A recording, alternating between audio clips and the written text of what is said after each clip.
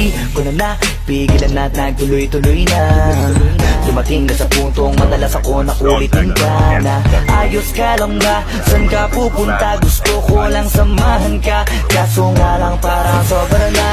Kasi sa totoo lang, wala naman talaga akong karapatan. Oo, alam ko naman, dahil magkaibigan naman na turingan. Kung alam mo lang na masigit pa sa kaibigan ang pakiramdam ko sa'yo, nalaman mo sana na kahit na wala pang tayo ay nasasaktan na. Sa umigo ay hindi ko na maintindihan.